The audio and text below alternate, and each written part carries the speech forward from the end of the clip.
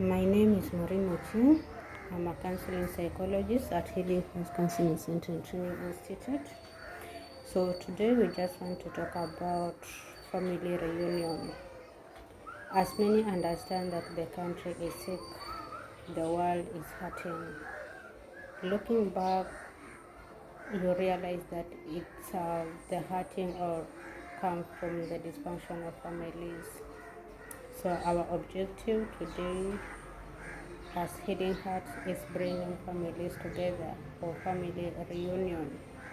And so we are starting with reuniting fathers and their sons and their daughters. They may have separated or parted ways because of one reason or the other.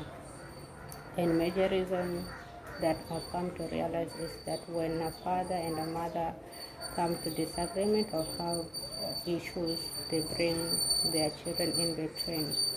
And so the children end up hurting. And when separation comes, the fathers neglect their children. We have many street children, not that they don't have families. No child was brought up to this world without a father, without a mother. But where are the fathers? Where are the fathers in their lives? So the children that end up being in the street or just with other family members without being brought up by both parents as father and mother end up to become the perpetrators. They either engage in crime, they either engage in drug abuse and lots of negative behaviors. So today, we've been bringing and reuniting families together. If you're out there, you're a father, you want to meet your son, you want to meet your daughter, it's high time. Let's heal the world through reuniting families.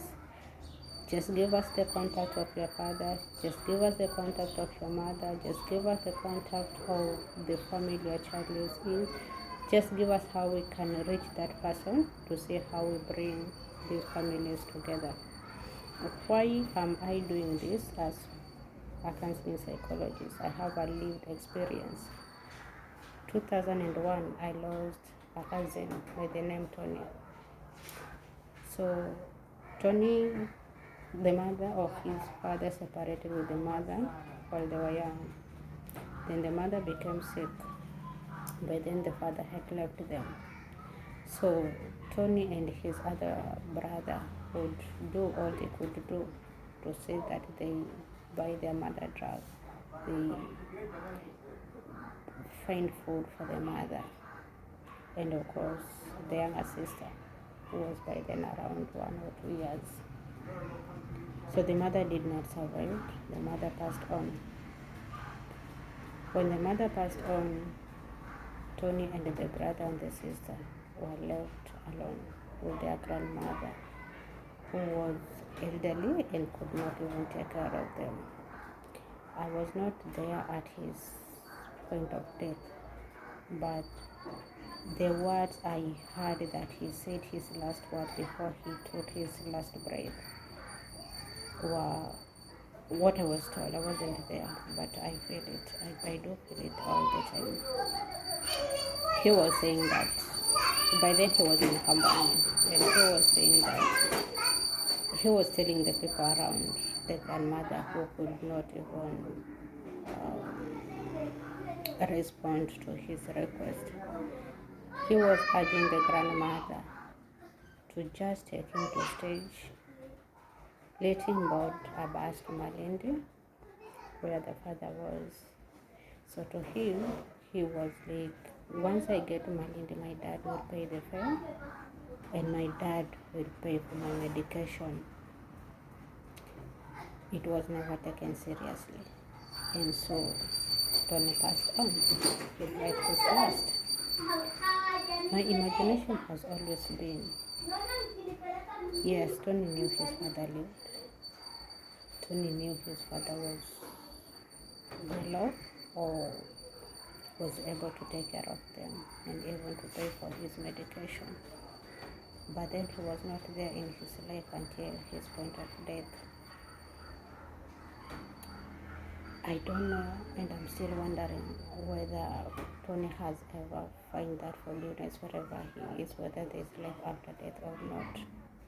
But I'm imagining taking Tony and putting other children in his shoes and imagining the children around with their fathers around doing well and careless about their children.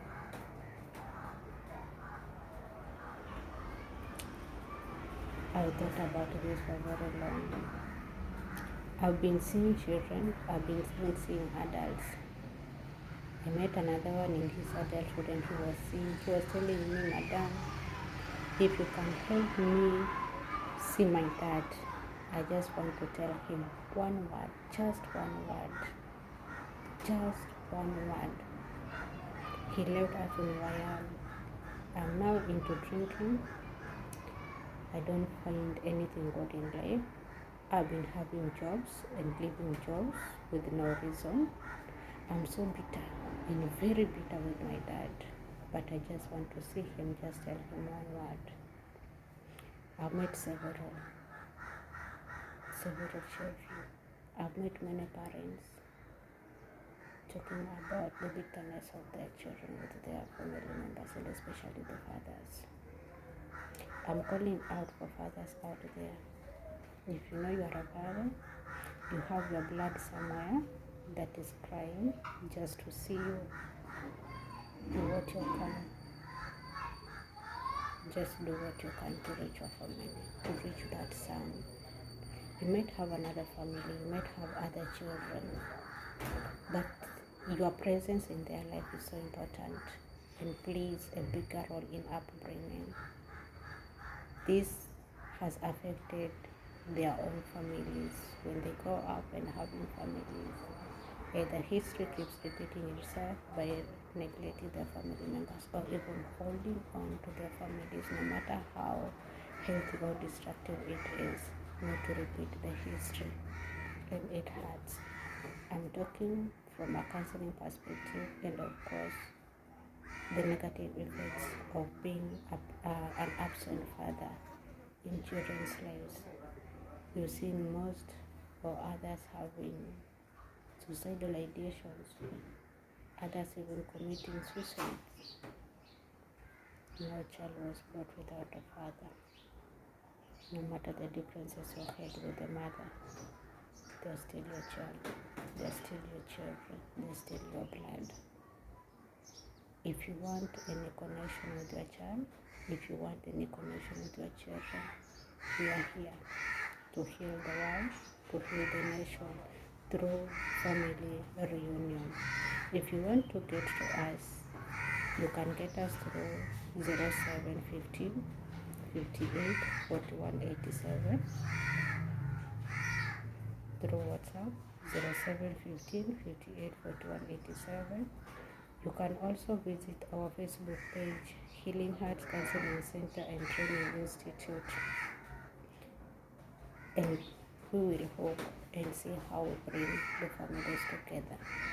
There's nothing so good and pleasing as seeing families reuniting. I've done this and I cannot testify that it is rewarding and fulfilling. It's a beautiful feeling. So let's meet as we reunite families, as we build a healthy nation. Thank you.